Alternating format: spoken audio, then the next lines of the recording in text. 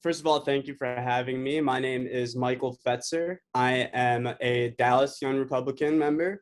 I professionally have been working in the healthcare staffing field. Currently, I serve as the Director of Client Services for my firm. So basically, I deal with both candidate and client issues. The great thing about being in the staffing industry is, it's sales. So anyone that's been in sales long enough will tell you if you don't have thick skin, you don't last very long. And then the other part being it's a relationship building business. So those two things alone, I feel, will translate very well into the office that I'm running for. I am running for Dallas City Council, District 2. District 2 is one of the larger districts in the city of Dallas. And as you know, Dallas is one of the biggest and fastest growing cities here in our country. So I'm excited to be with you guys and looking forward to answering your questions.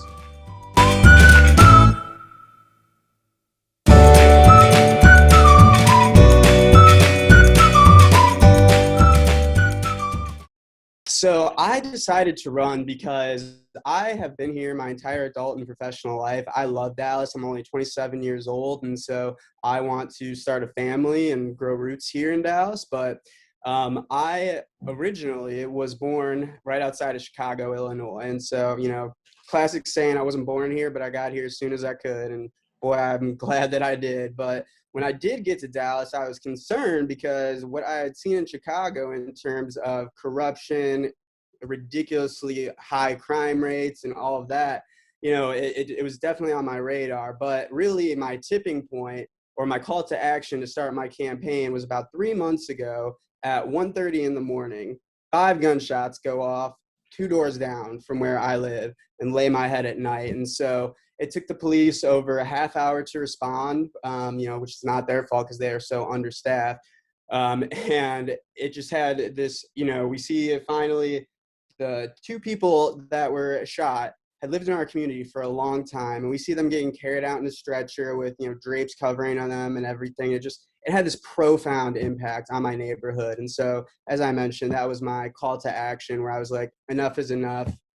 If everyone always says, what can I do about this? Well, being in office is what you can do about it. So that was my call to action to start my campaign here in District 2.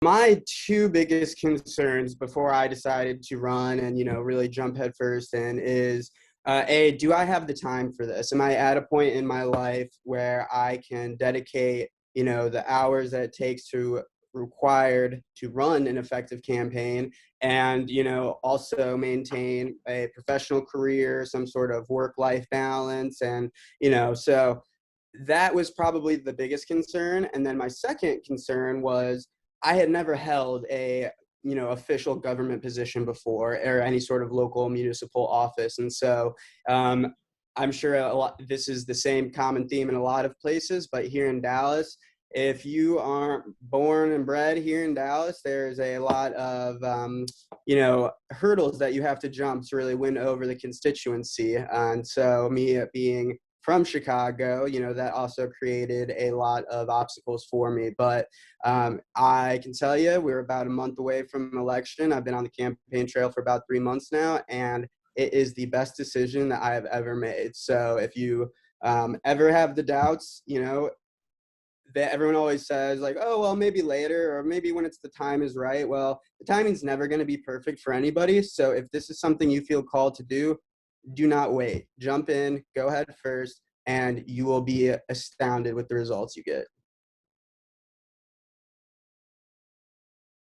Backing it up a little bit, back in 2018, I actually volunteered on Genevieve Collins' campaign, and so I was exposed to, how you can get involved with the campaign in terms of phone banking, block walking, and all of that. So that gave me the insight to really all of the things that do go into a campaign, because it's a lot more than just hanging up signs and, kissing babies and whatever you see on movies. I mean, the day-to-day of running an efficient campaign is so much more in depth and cumbersome than that. And so I think that doing that really gave me a better idea and clear expectations moving forward, what to expect. So after I was considering running for office, playing with the idea of it, and really to that point where I was like, I think I'm going to do this. I went ahead and I reached out to my network of people. So, it's all about, I believe that to run a successful campaign, you really need a successful core group of people behind you. And so I reached out to our SREC chairs. I reached out to the county party. I reached out to pretty much anyone and everyone I knew. And we actually had in Dallas a, kind of coalition of people in the county party that were really worried about the direction that our city was going in. And so, I went through vetting processes. I went to, multiple meetings, watched all of the city council meetings that were available on our website through Zoom. And so, I'm a firm believer that if you're going to do something, you got to do it right. So any information or any connection that you have, take advantage of it. They're there for a reason. So running a campaign, especially now, we're only about a month away from early voting, and so it's really full court press time. So the thing that a lot of people might not take into consideration when you're looking at these local municipal level races is when you think of someone running for senator, Congress, state house rep, that campaign cycle is, anywhere from 6 months to a year to you could be campaigning for a long time. City council, you get 3 months from filing deadline to the early voting. So you don't have a lot of time. And so it's kind of in the fourth quarter right from the get-go. So my day to day, I get up in the morning, get up about 5, 6 in the morning. I get anything that I have to do in terms of my professional career because as you know, and as a lot of young Republicans know, we don't always have the luxury of being able to campaign full time and not still have to work a job. So I get all of my work responsibilities done as soon as I can. And then I hit the doors as hard as I can for as long as I can. So right now we were blessed to, spring ahead with daylight savings. And so we get a little bit longer sunlight. So every day from anywhere between 4:30 to 5 to about 8 o'clock, myself as well as all of our volunteers are block walking in every precinct in our district because the other thing is only about 4 to 7% of Dallas votes in these municipal elections. It's very, very low voter turnout. Some of these elections are decided by literally a dozen votes. So getting FaceTime with the constituents and hearing their concerns and giving them a chance to voice their concerns to you is just invaluable. It is the most effective thing you can do in a campaign. Obviously, you want to have good marketing, you want to have plenty of signage, but signs don't vote, voters vote. And you can't buy votes. They have to buy into you as a candidate and feel that you are authentic and genuinely care about your city. So block walking is definitely the biggest and most effective way to be successful in these municipal elections. Outside of that, I am always, doing interviews with various county groups, whether they're political action committees or just neighborhood associations, and then as well as still trying to be involved and keeping up with the community, whether that's volunteering, going to events,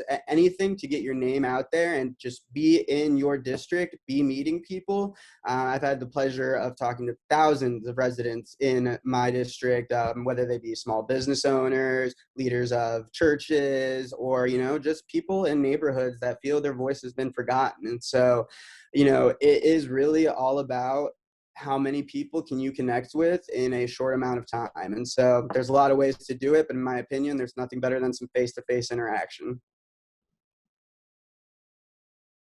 Not only do we need more conservatives in Dallas City Council, we need more conservatives on every city council, every school board, every office available. So why does it matter? Because everything starts at the municipal level and works its way up. So if you are, whether you're looking to be a long-term politician or whether you're just looking to give back to your city because you genuinely care about your community, everything starts at the municipal level. These people are vital to the impact and prosperity of your city and your community for generations. A lot of people don't even realize city council, We are essentially, the mayors of our own district. We decide everything in the city, from setting policy, setting our budget, buying and selling property, all of the funding, setting up grants, appointing people to committees. I mean, you name it, city council handles it.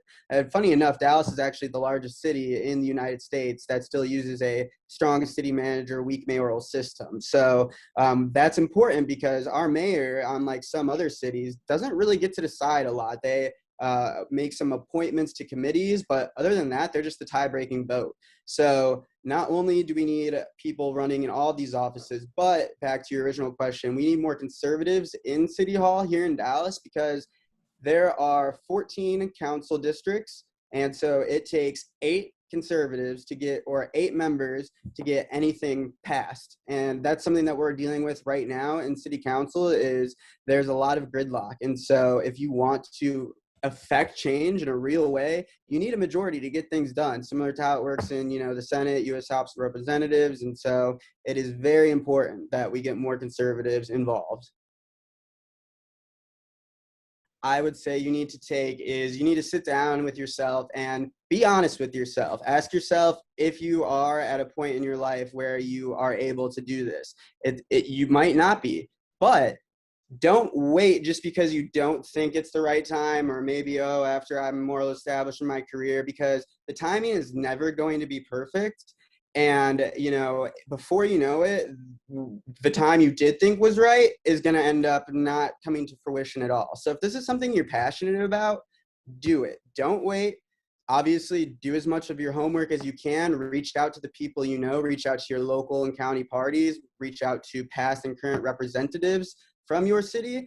But, win, lose, or draw, just campaigning alone, just being involved will give you a wealth of knowledge about your community and open up doors you never knew existed. I mean, the second favorite part of my campaign so far has been when I am block walking. I go to areas of my district that I personally would have never gone to otherwise. And I've had the pleasure of meeting and connecting with people that are very, very different from me, whether it's race, religion, ethnicity, income, you name it. But the commonalities and connections that you build with people is just in and of itself worth the effort. So if you are thinking about it, don't wait, do it, because you will get 10 times out of it what you put into it. I can promise you that.